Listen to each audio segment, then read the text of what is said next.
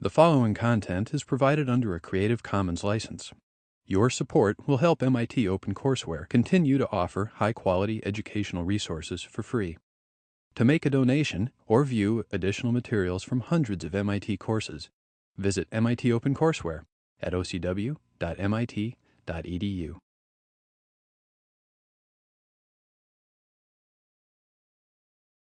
Well, I want to begin by asking what seems an obvious question. What is film? One way to think of it is, I used to sometimes present it by saying film as ... Film as what? And it may be surprising to you, but one way we could think about film is as chemistry. Now, how could that make sense? Why would it make sense to think of film as a form of chemistry? What has film got to do with chemistry? In fact, it's a very fundamental relation. What is it? This is also true of still photography as well as movies. But what is it? What's the process by which they're made? Yes. Film really comes together from Speak loudly so everyone can. Film is made up of a lot of different components. You have your lighting, your scene, your character, and that all has to come together to make film. Without one component of it, you're losing part of the experience. Okay, you're right about that, but that's a more general answer than I want. In other words, there's something much more dramatically fundamental about the connection between chemistry and movies. What is it? The interaction between the audience and the filmmaker? No, it doesn't have to do with the experience of movies. Come on, it's technical.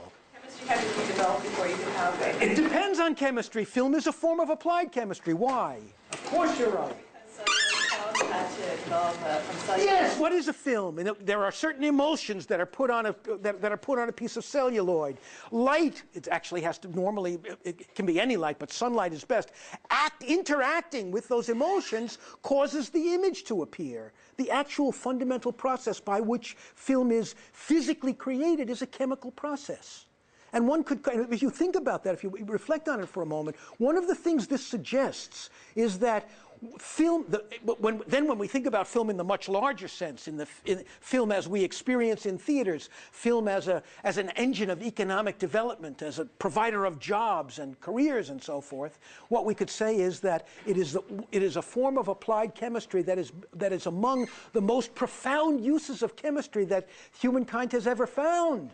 Because if you think about the impact of movies on human life, and it is now a global phenomenon, is there any culture that is free of movies? Maybe there are Taliban cultures that dream of being free of movies, but to my knowledge, there is no culture in the world now that's completely oblivious to film. It's become a global phenomenon, and it's more than a century old. It is the distinctive narrative form of the 20th century, the signature form of storytelling for the 20th century. All of it derives from this chemical reaction. When the emulsions are subjected to light, the image appears on the celluloid. And there are even people, theoreticians of movies, who have suggested that there's a fundamental break of a kind that is subliminal and less obvious to many people, but is fundamental to our experience of text when we move from real film to digital forms of filmmaking, because nature is eliminated in digital forms. Right? There's something natural and in fact slow about the way nature works, the way when light works on those emulsions to bring the images up. And those of you who are amateur photographers will know that you can control the clarity or the blurriness of the image, the darkness or the lightness of the image, by how long you leave the film paper in the emulsions, right? You can control it, and creative still photographers and creative movie directors actually use that chemical principle in order to create certain kinds of effects. So one way to think about movies is to think of it as a form of applied chemistry, and one of the most profound uses of chemistry in terms of that we could imagine in terms of its impact on society, in terms of the vast number of people who have been affected and continue to be affected by this invention. We could also think of film, so film is a form of chemistry. I mean, when I'm suggesting these different framings of what film is, these different frameworks for understanding film, one thing I'm trying to do is to suggest some of the ways in which we might understand film apart from what we're going to be doing in this course. Now, I don't know if one could make a full, if one could justify persuading a professor of chemistry to teach a course in film, that might be going too far. But certain principles of, certain broad principles of photography and how they are linked to other photochemical processes might very well make a quite exciting and complicated course in the chemistry department. One can also think of film as simply, in a historical sense, certainly, as a kind of novelty. When film first appeared in the world, and especially in the United States, it was seen as a novelty that caused its first appearance to take place in places like penny arcades, where people went to experience other kinds of public novelties as well. There would be machines in these penny arcades that would guess your weight, and you put a penny in, and if the machine was right, it kept your penny. If the machine was wrong, it would give you your penny back. There were fortune-telling machines in these penny arcades. There were in some of the more sleazy ones, there were live peep shows. Strip shows of various moderate kinds, and of course, even at the very early stages of film began to replicate those live performances. There were sort of very trivial forms of burlesque began to appear, and women stripping. I don't think there were any male strippers in this late Victorian era. Began to appear in the penny arcades as well. So one could say that what film in its earlier stages was also just a kind of novelty item, like a Pez dispenser or some equivalent kind of silly thing, or baseball cards or football cards, that kind of thing.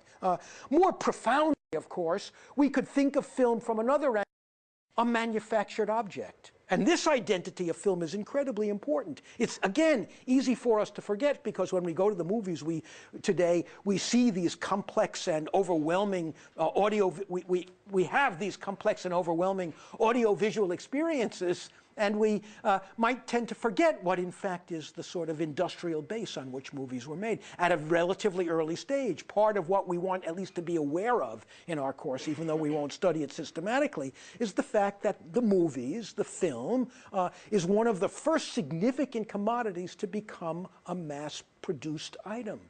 And in fact, the same principles that led to to another manufacturing miracle that we associate with the late 19th and early 20th century, the automobile, the same principles that went to the production of the automobile also worked in the production of film. That is to say, what had to be, and in fact, both film and the automobile could be seen as prototypical instances of this fundamentally defining industrial capitalist behavior, capitalist activity, which is mass production. And especially, what does mass production depend upon? The specialization of labor.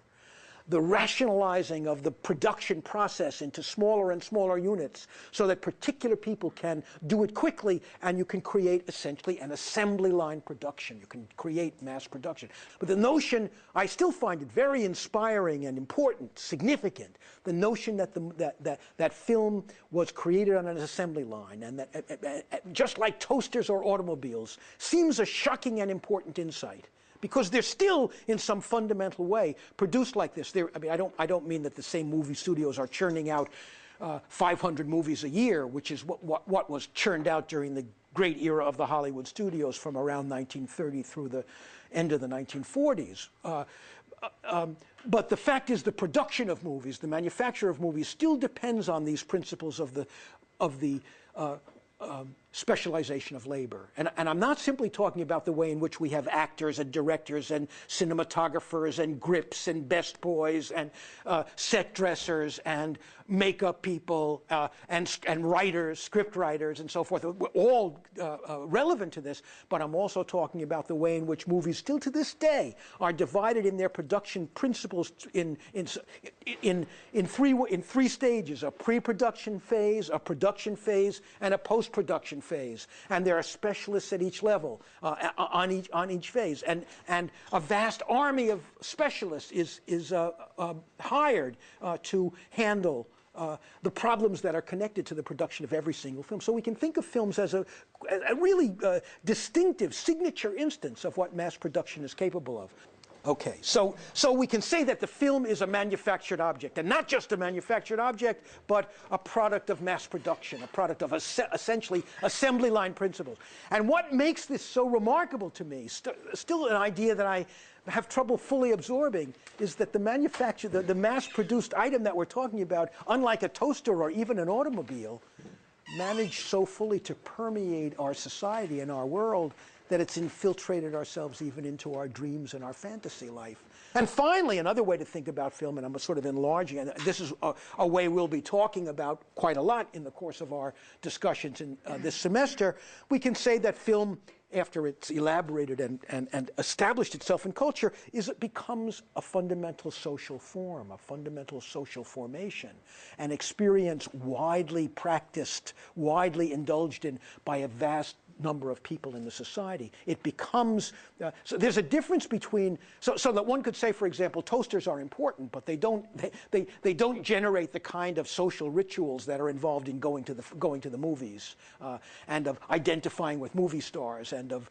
generating fans around movies, and ancillary complex activities that we associate with movie-going. And in fact, one might say that the great era of movie-going is already gone, that it was really in the era of the Hollywood studios, when there were, before the internet and before television.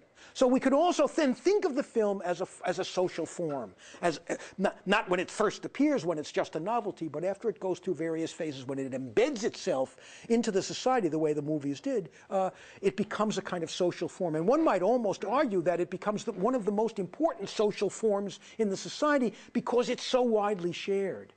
Most social activities in the society are relatively limited in the circle of people they involve, right? Even the number of automobile drivers is controlled in a way that is contained or demarcated in a way that's less true of movies. Appeal to children as well as adults, right? And from their very beginning, this has been true of movies, especially in the United States. They've appealed across lines of social stratification, across differences of gender, across differences of age, across differences of race.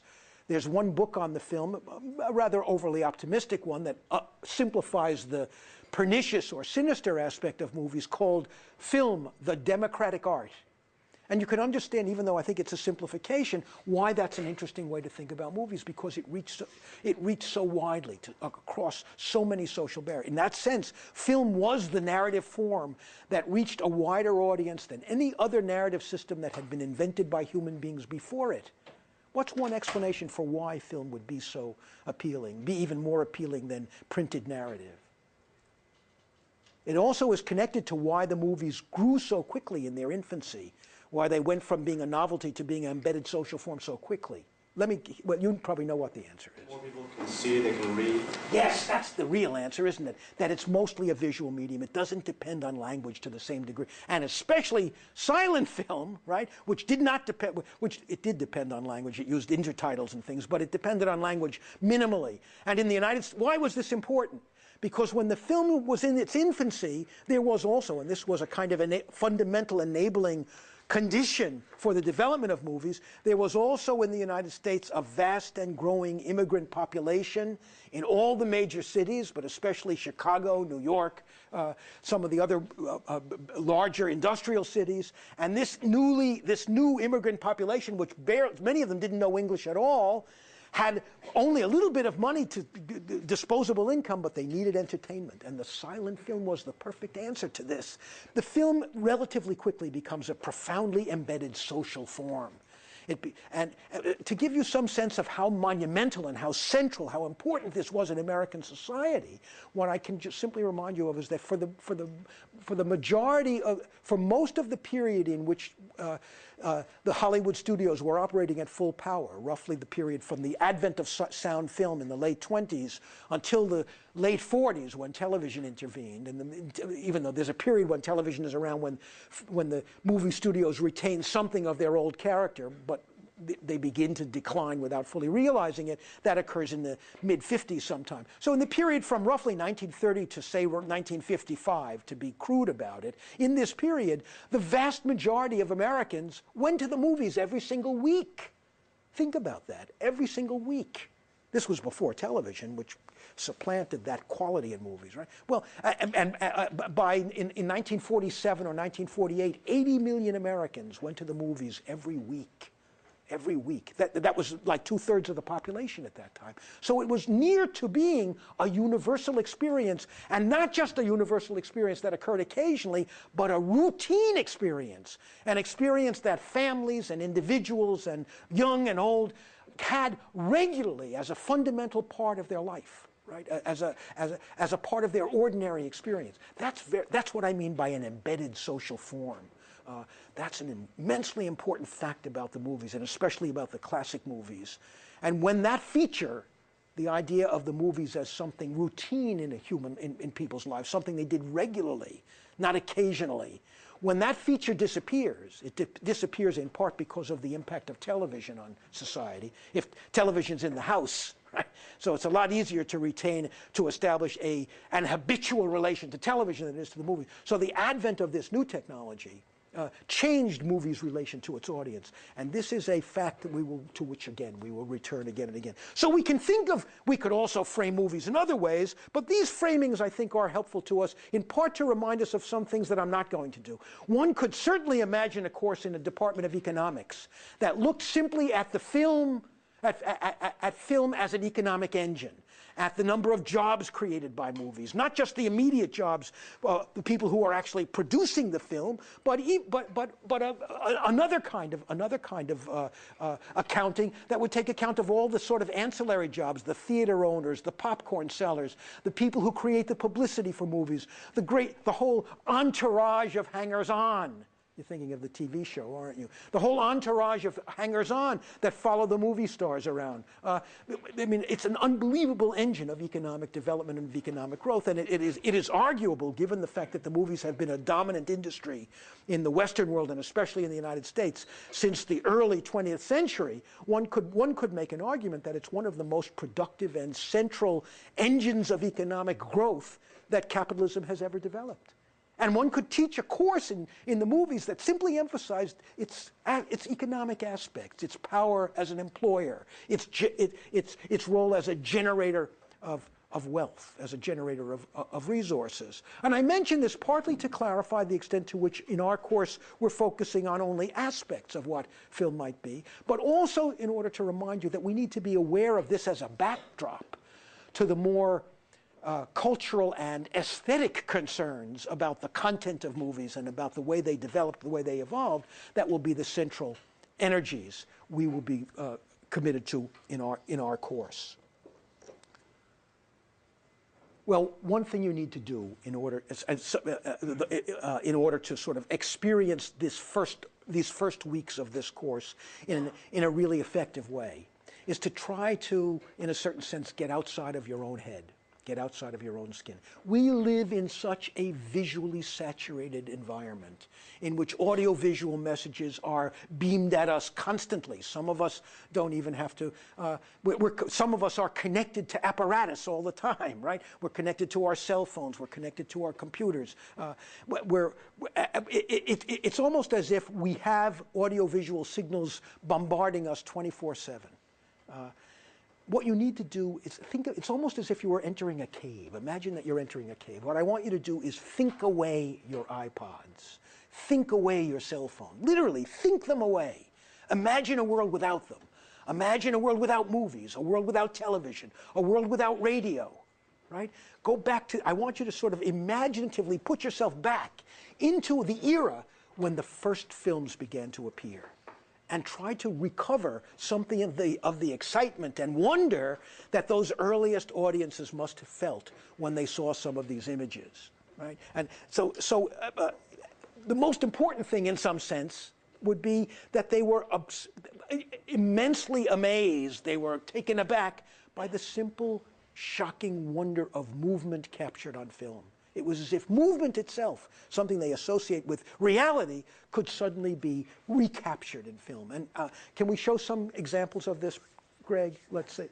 Some of you have seen one example of this. Do you remember what in the recitation section when you saw the Great Train Robbery? Do you remember the moment in the Great Train Robbery which seems unconnected to the story, where I think in some prints of the film, it comes at the end. In some prints, it came at the beginning. In some prints, it didn't occur at all. Where was it in the film you saw? Yes, yes. When was that? It was at the very end. It's the moment where the guy pulls out his gun and points it at the camera and shoots. And did any of you find that odd? I mean, I think you should have. One reason is that it had nothing to do with the narrative. It was as if this is an important film. It used to be thought to be the very first story film, the very first systematic narrative on film. It's not that. There are earlier examples. But it's one of the very first, and that's why I wanted you to see it. It's one of the earliest story films. It's one of the earliest films to tell a sequential story. It's actually, although it seems very primitive to you guys, it's actually a very sophisticated item. And there has been a lot of filmmaking going on before this film is made in 1902. We'll talk a little bit about that in a moment. So this moment where he shoots the gun at the camera, why is that disturbing to us or strange to us? I'll answer my own question. One, it's disturbing to us because it breaks the narrative. It seems unconnected to the narrative. Why would they do it? Why do you, and then second, what's going on there? Why is he doing it? Does the filmmaker not like his audience and want to, what's the reason for it? Why do you think it's there? Who has an idea? Why would it be there? Again, enter the cave. Think yourself back to an era before movie, when people had never seen movies before. What's the answer? To engage the audience in the film? Well, it does engage them, but what else does it do? What does it call attention to? It puts them into a situation that they ordinarily would not encounter and probably would not survive. Okay, that's right. Well, yes, in a way that's right. And in fact, there are a lot of accounts of early films playing these kinds of tricks, and audiences not yet sure of what films were reacting as if they were looking at something real. So there are at least reports of people seeing this film when the guy shot the camera, people screaming and ducking down under their seats. Right? And there are many stories like this about early films where people would come to, and that's why they showed it. They showed it because it's a very dramatic way of dramatizing, of crystallizing the difference between reality and movies, and also the extent how realistic movies can be. The name movies names the most fundamental feature of the movies that the early audiences, right? It's a dead metaphor for us. We don't even think about it when we say movie. But think what it means. It means movement. Films capture movement. Why don't you just show these in sequence while I talk, Greg, okay? These are a sequence of early films, and you can see that what all of them have in common is a fascination with motion, right? In other words, the novelty of motion was so great in the beginning that the earliest films simply did this. They said, look, we can show, and there's an important principle here about the way all media develop, right? In their infancy, the first thing that happens is that no one really sort of much knows how a particular medium should be or could be developed. And part of the reason that for these early weeks in the film, for the first sort of 2 or 3 weeks in this course, is to put you back into that situation, to try to, in a very crystallized and distilled way, because there are thousands of films made in this era, but in a very distilled and crystallized way, I'm trying to recapture some of that excitement for you. And in the case of both Chaplin and Keaton, what I've done is choose some short films they made earlier and then show you a feature film. So that if you watch the Chaplin-Keaton films in sequence, 2 shorts and then a feature film, you'll see enacted in a kind of small compass within the terms of a single director's career, this larger process that I'm saying was also enacted by movies themselves. In other words, this period of the silent era was a period in which the movies discovered their identity, or such identity as they have. And I want to talk a bit more about that. What all of these early, relatively primitive films show us is a kind of, this is a very famous, one of the earliest, some people call this the first comedy film. The first joke in the movies. Okay, right? It seems to us, the simplicity of it seems to us weird, right? But if you think yourself back, if you go into the cave, try to imagine a universe without audiovisual stimuli, you can begin to understand why some of this stuff was so interesting. Motion itself captivated early audiences and filmmakers. Waves on the Shore, for example. There are a number of films that just show waves lapping on the shore. Many films of trains coming into stations. And of course, there's Fred Ott sneezing. Have we shown The Kiss or The Electrocution? Can we do that? Right. There were also risque or anarchic elements that showed up in early film that I want you to see. Here is one of the most famous and scandalous of early films, something called The Kiss. And it was an unbelievable scandal when it came out. It films a scene from a stage play. Look how short it was. It was banned in many cities. It was thought to be scandalous. Let's look at. Do you have the electrocution? All right. Many people would call this the first snuff film. And this is a film called The Electrocution of an Elephant.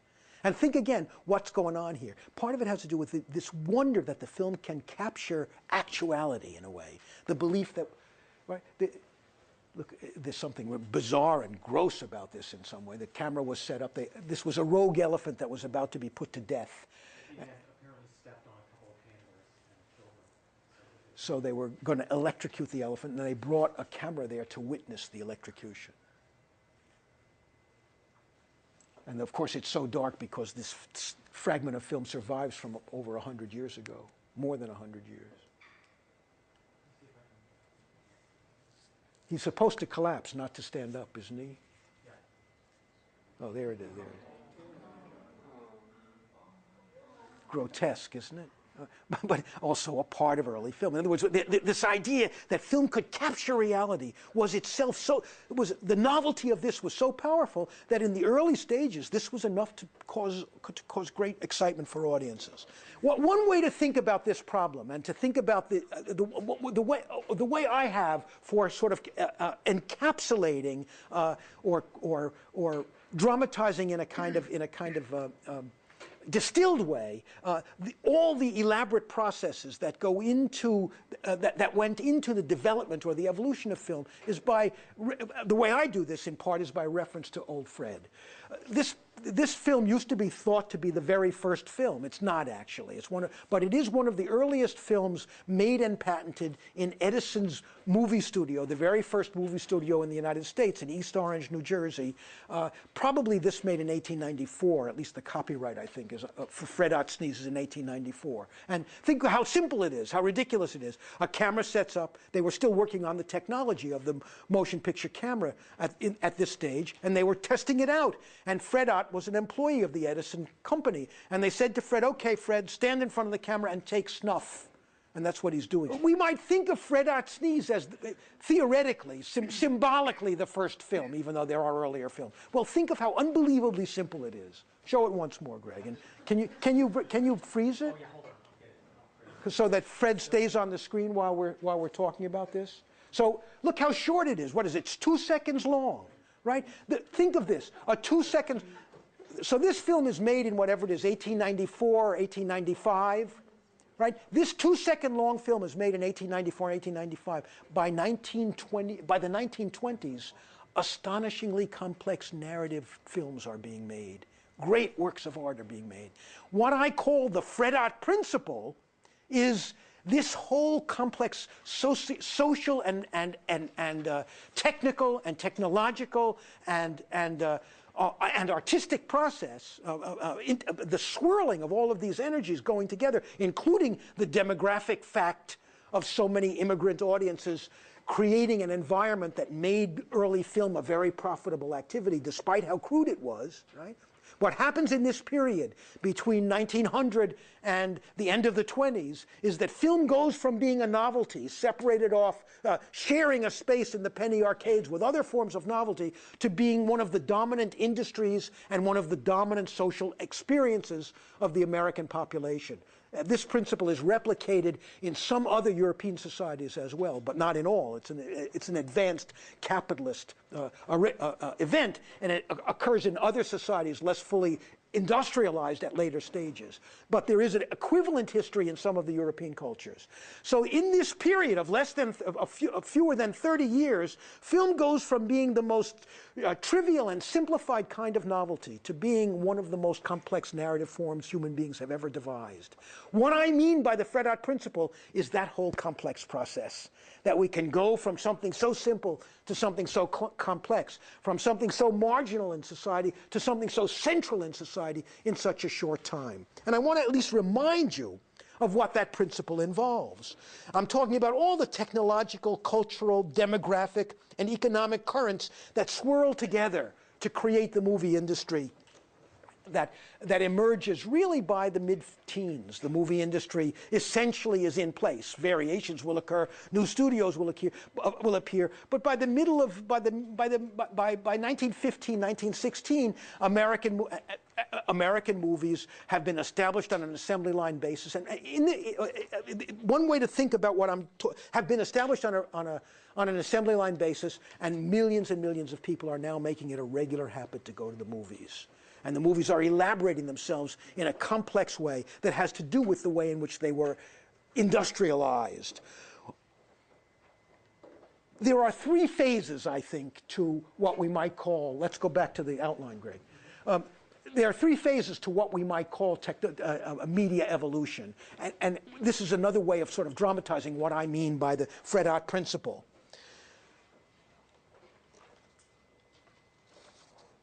The first phase is a phase of imitation and patent warfare. A new technology appears. Nobody yet knows how it would be applied, how people will want to do it. Everything about the new technology is up for grabs. So there are competitors who want to sort of claim patents on the technology. Questions about how long should films be, where should films be shown, right? How should films be distributed? All of that's up for grabs, and all of that is rationalized and decided. I put decided in quotes because no one sort of sits down and makes a decision. It's really a function of the marketplace and of certain economic opportunities, right? There's no question, for example, that the movies would never have developed as they did were it not for those immigrant populations in cities like Chicago and New York and Los Angeles and many other cities on the East Coast especially, where there were very large immigrant populations who needed and it was that financial infusion that caused the immense amount of experimentation and development to take place so quickly.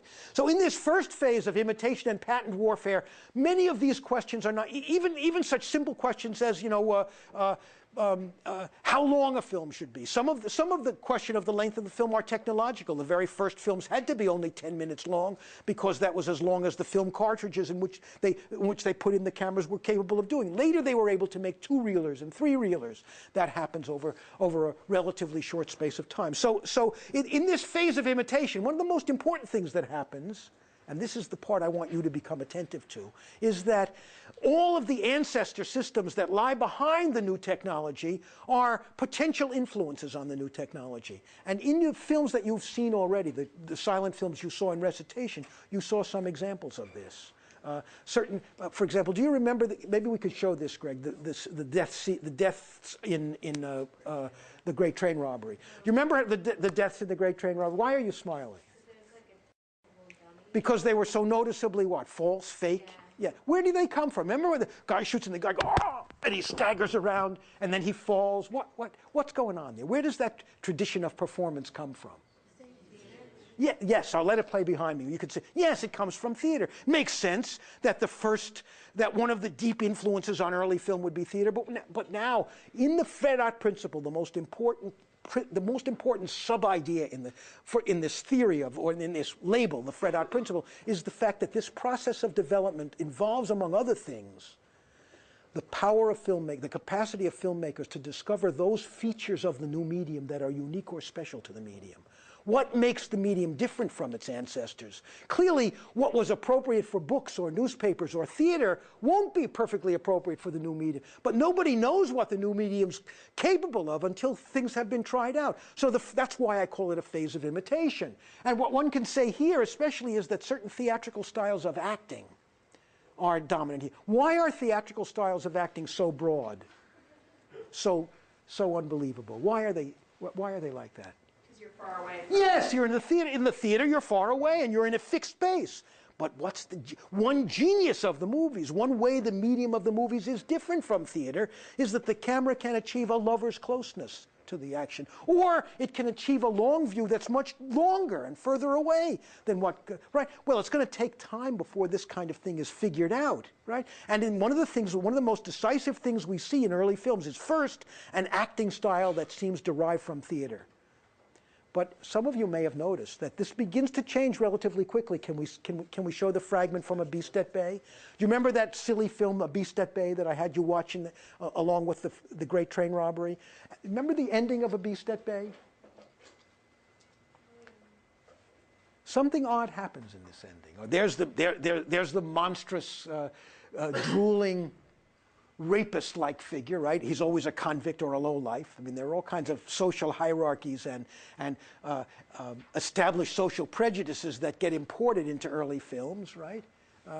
And now we're going to have the rescue.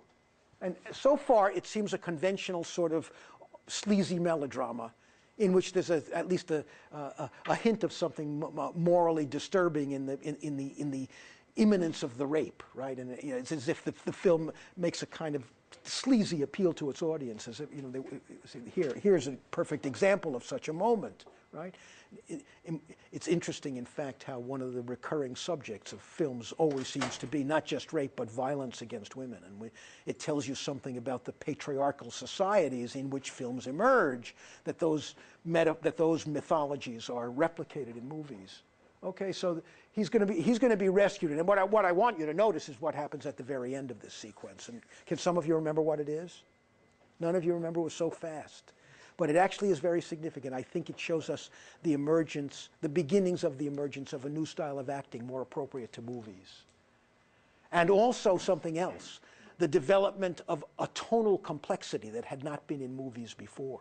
Now, the date of this film is early. It's, 1907, 1908, something like that. You're going to see one other silent film by Griffith, D.W. Griffith, tonight, The Lonedale Operator, made in 1912, and I hope you'll be attentive to how much more complex that film is. I'll say a few words about that tonight. I wish we were really just at the end, Greg. I didn't really want to show the whole film.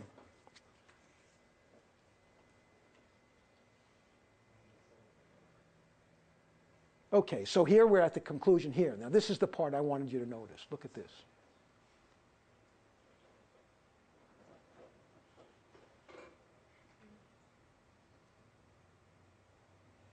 What's happening here? The film has shifted over into a kind of silly comedy, a kind of gentle comedy. And the woman is saying, "Kiss me here, kiss me here." And in fact, if you notice, she's not saying, "Kiss me here," right? In other words, her gestures are more modulated to the nature of movies. In other words, what's beginning to happen there is two important things. First, tonal complexity is entering in. A melodrama has turned comic, right? And acting style is beginning to. Can we do the very end of Musketeers? Here is the very end of a film by D.W. Griffith called Musketeers of Pig Alley. Some people see it as one of the first urban crime films. But what I want you to watch is this small actor here. Watch his performance. This is the emergence of a new kind of acting, a non-theatrical kind of acting. And it's happening very early. This film appeared in 1912.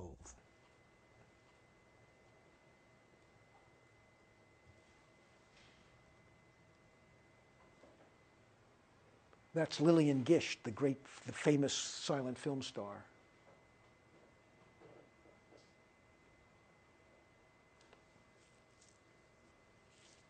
This gangster is shocked that this woman would choose him over his rival over him. He says, "You're nuts, lady. I can't get it, but okay." But look at the way look at this sort of strutting peacock of a man.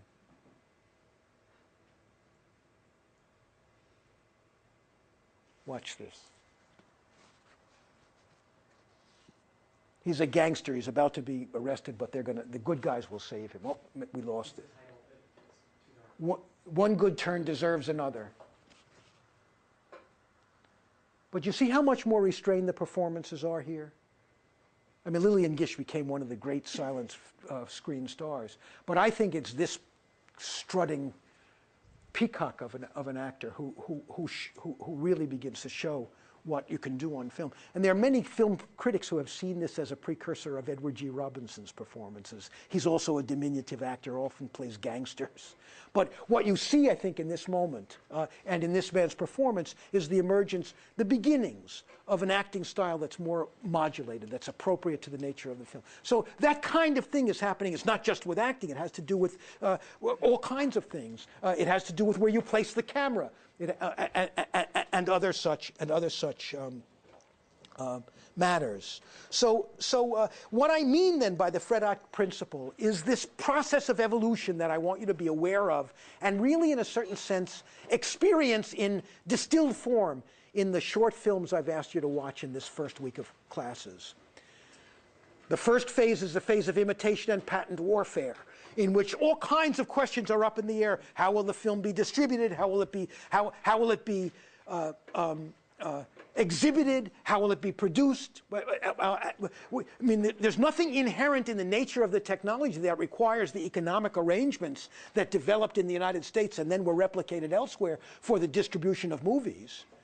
In fact, Thomas Edison had a different idea for how movies would be developed when he first conceived the apparatus. He actually thought that movie projectors would be owned by each individual, and that people would make their own. In fact, what he was imagining was the TV, the camcorder that occurs in a much later generation. There's nothing inherent in the technology that would not permit that. So one of the things we're also need to be aware of, and I'll return to this matter either tonight or in a later lecture, we need to be aware of the fact that the shape the technology takes is not the only shape it might take. That it's not the technology itself that drives its development so much as economic and social and demographic factors. Right?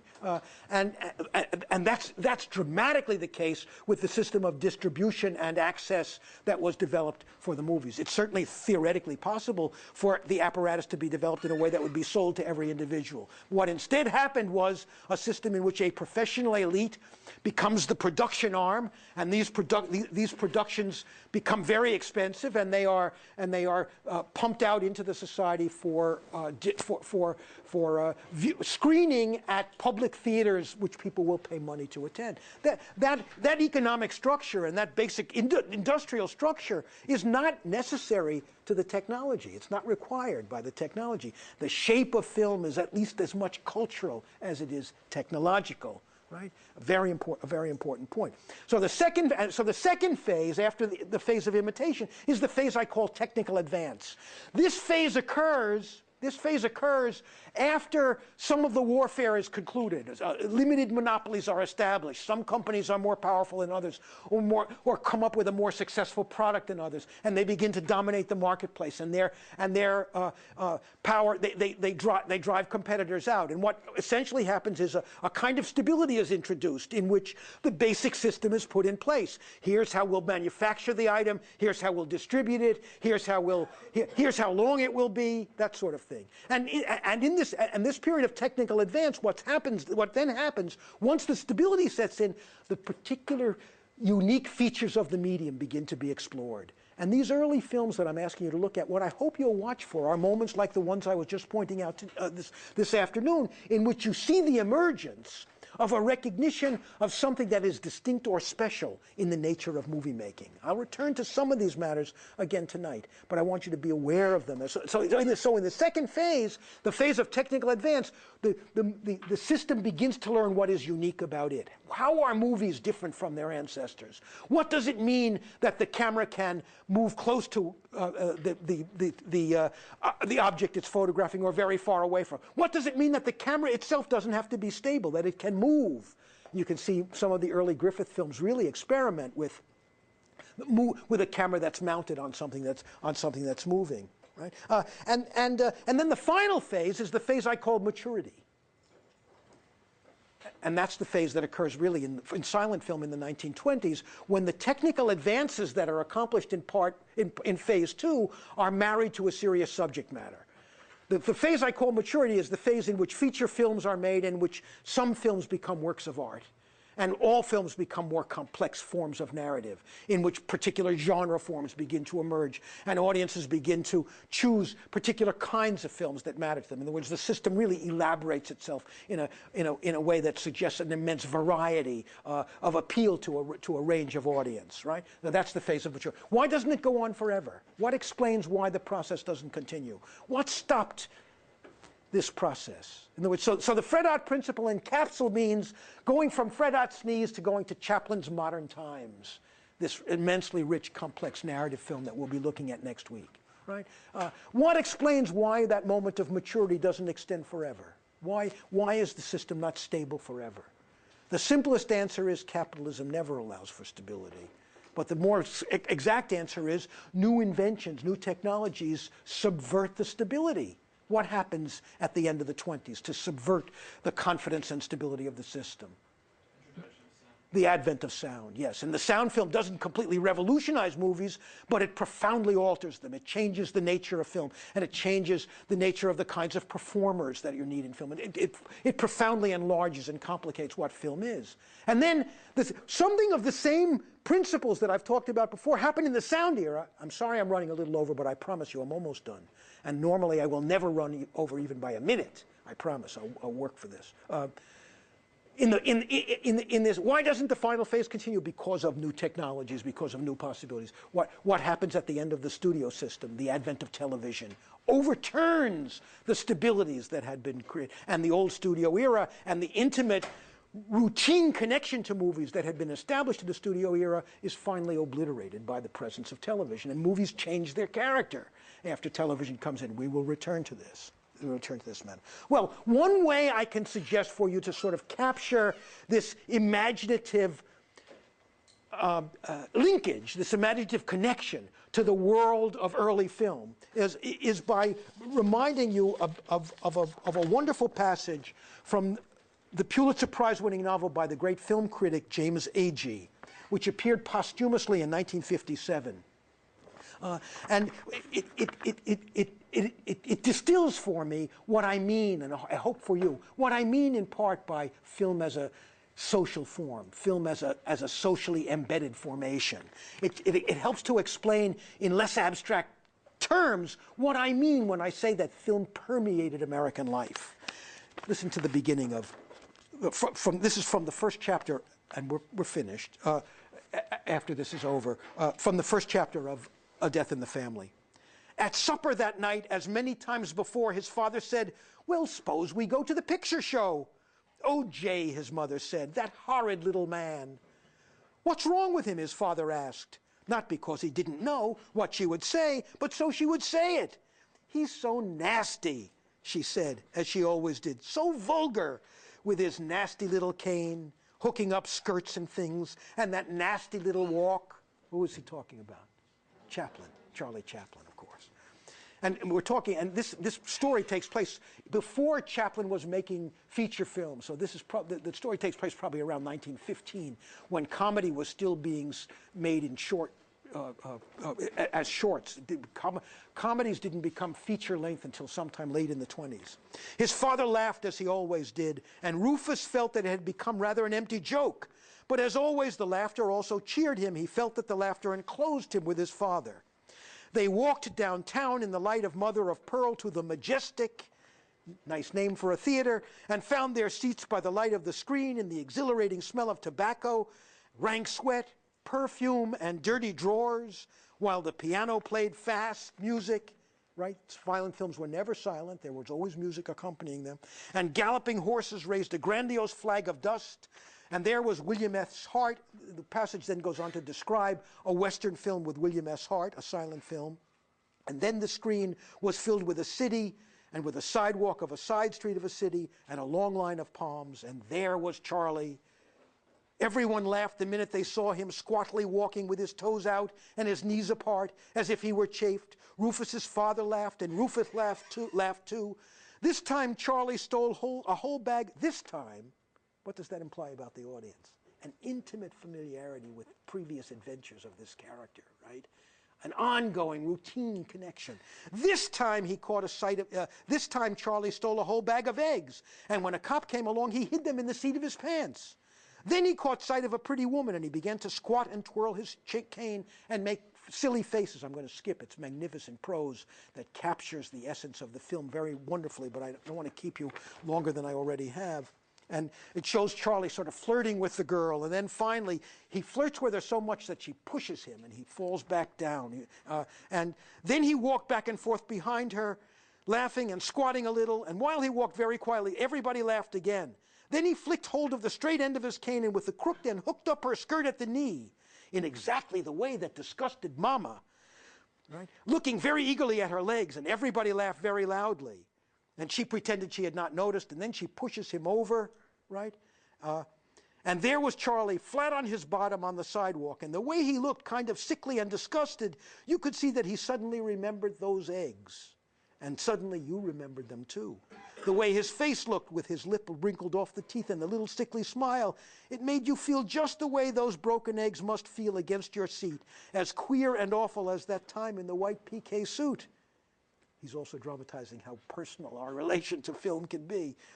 When it ran down out of the pants legs and showed all over your stockings, and you had to walk home that way with everyone looking. And Rufus's father nearly tore his head off laughing, and so did everybody else. But Rufus was sorry for Charlie, having so recently been in a similar predicament. But the contagion of laughter was too much for him, and he laughed too. And the passage goes on to describe the intimacy and the complexity of the relations between audiences in 1915 and one of the iconic figures of the movies. In this idea that Charlie mobilizes this anarchic, liberating laughter, and mobilizes this father-son relationship. In that idea, we recapture something of what I mean by the notion that film was an embedded social experience, an embedded social form. I'll see you tonight.